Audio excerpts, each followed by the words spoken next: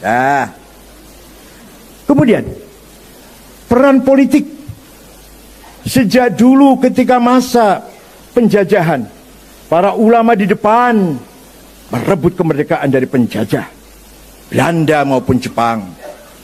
Kita tahu para ulama yang syuhada, Kiai Zainal Mustafa dari Tasikmalaya dipenggal lehernya di Ancol,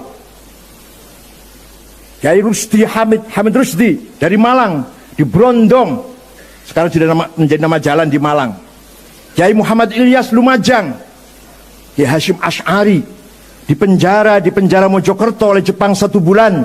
Keluar dari penjara, tangan kanannya tidak bisa bergerak, dihajar oleh Jepang karena gara-gara tidak mau menghormat ke arah timur, apa namanya itu, Shikere. Dan di penjara itu ditemani oleh santri dari Cirebon, sekali lagi dari Cirebon, namanya Kang Solihin, Kiai Solihin Babakan Ciwaringin, Kiai. Nah, itu yang menemani, sama-sama disiksa oleh Jepang di penjara Mojokerto. Para kiai semua pejuang, Kiai Rukyat, bapaknya Kiai Ilyas Rukyat Tasikmalaya, juga dikejar-kejar oleh Belanda dan Jepang.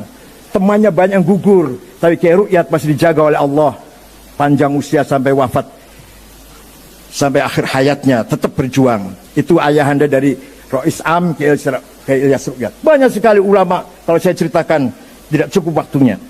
Walhasil, ulama punya andil besar, punya andil sangat besar dalam membangun kemerdekaan Indonesia ini. Kemudian setelah dibentuknya panitia persiapan kemerdekaan Indonesia, ketuanya Insinyur Soekarno, sekretarisnya Muhammad Hatta, anggotanya Haji Agus Salim, ulama, Kiai Wahid Hashim, bapaknya Gus Dur, jangan lupa, kakeknya Mbak Lisa, jangan lupa, itu Wahid Hashim, dan Muhammad Yamin, Laimena, Maramis, Abi Kusno. Dah, itu semua adalah para ulama bersama pemimpin-pemimpin nasionalis menjadi panitia yang mempersiapkan kemerdekaan Indonesia ini. Dikira para ulama bisa cuma tahlil aja, Pak? Ya Allah. Tahlil pinter, berjuang pinter. Kemudian tahun 45 merdeka, 17 Agustus 45 merdeka. Baru merdeka Agustus, September, Oktober ada ancaman dari sekutu akan mengirim pasukan dengan manipulasinya atau ditutupin bahwa mereka datang akan mencari tahanan-tahanan Belanda yang dipenjara oleh Jepang. Jadi nggak akan perang, nggak, cuma akan mencari sisa-sisa di dalam penjara Belanda yang dipenjara oleh Jepang. Ternyata bawa senjata berat. Bung Karno, Pak Hatta, Jenderal Sudirman musyawarah, berunding. Gimana ini? Ya dilawan. Yang lawan siapa? Ya siapa? TNI baru saja istirahat perang, masih capek. Jadi gimana? Rakyat yang melawan. Intifadah. Intifadah bahasa Arab artinya ngeroyok lah. Pakai ketepel, pakai kayu, pakai batu, bata. Oke, bagus intifadah. Tapi yang bisa mengerahkan rakyat supaya berani intifadah siapa? Nah itu. Dicari oleh tiga orang ini. Bung Karno, Pak Hatta, dan Jenderal Sudirman. Kiai Haji Hashim Asy'ari Tebuireng. Itu yang bisa itu. Maka tiga pemimpin besar ini mengirim utusan bertamu pada Mbah Hashim Asy'ari. Kemudian beliau salam dari Bung Karno, Pak Hatta, dan Jenderal Sudirman. Beliau bertiga bertanya kepada Kiai, hukumnya membela tanah air, bukan bela agama loh, bela tanah air. Kalau nggak ngerti tanah air, lemah kalau banyu, nggak ngerti tanah air, Masya Allah.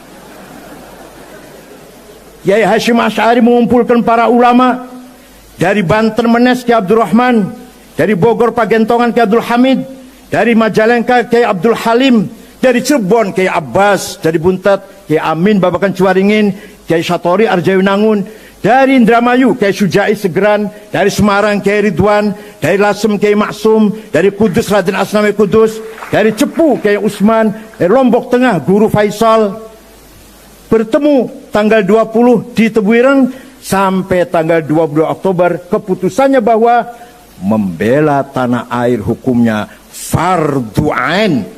Semua orang wajib membela tanah air, tidak pandang bulu, yang kaya, yang miskin, yang berpendidikan, yang buta huruf, wajib bela tanah air.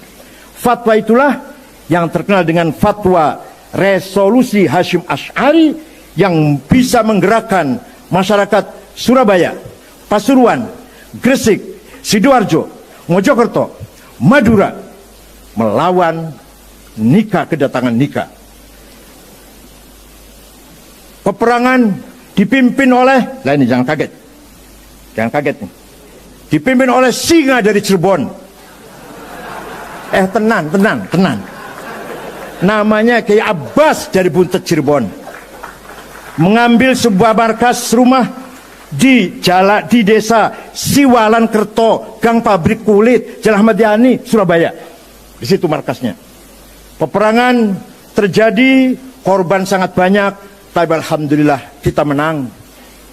Kiai Abbas Buntet menjatuhkan pesawat 3, hanya dilempar dengan biji tasbihnya. Percaya silahkan, enggak apa-apa.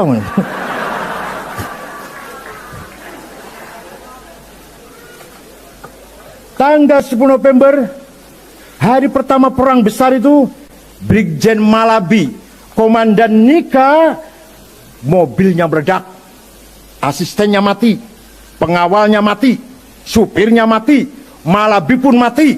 Yang masang bom di mobilnya Malabi bukan TNI, tapi santri Tebuireng, namanya Harun. Sayang, Harun tidak lari, bahkan mendekat ingin tahu hasilnya seperti apa, dikira mercon. Begitu meledak, Harun pun gugur. Ada lagi santri dari Surabaya namanya Asy'ari, naik ke atapnya Hotel Orient. Sampai sekarang masih ada Hotel Majapahit itu, masih bangunannya masih sejak lama seperti itu. Merobek-robek bendera Belanda, mengibarkan merah putih. Itu Asy'ari namanya, dari Surabaya. Ditembak dari bawah, rupanya pakai akik anti peluru, selamat dia nggak sampai ketembak. Itu sejarah bagaimana para ulama sangat besar kontribusinya dalam merebut kemerdekaan Indonesia ini. Sekarang sudah merdeka. Panjang kalau cerita peran ulama, panjang banget. Nanti ada pemberontak PKI, ada segala macam. Sudah, ini singkatnya. Sekarang sudah merdeka. Mari kita bangun negara ini. Kita cintai negara ini. Kita sayang negara ini. Islam mengajak persatuan dan kesatuan. Islam mengajarkan damai. Islam mengajarkan hidup harmonis. Islam anti permusuhan. Islam melarang dendam. Islam melarang fitnah, adu domba, ujaran kebencian. Islam sangat memerintahkan kita berhati besar.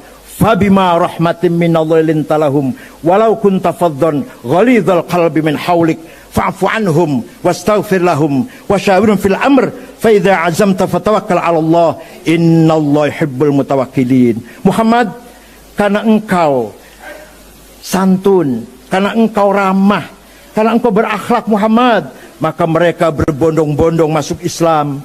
Seandainya kamu Muhammad faddan ghalidhal qalbi, congkak, tandang peting-ting, kasar, omongannya kasar, bawa pentung sana kemari, dan faddu min haulik, niscaya orang akan lari meninggalkan kamu Muhammad.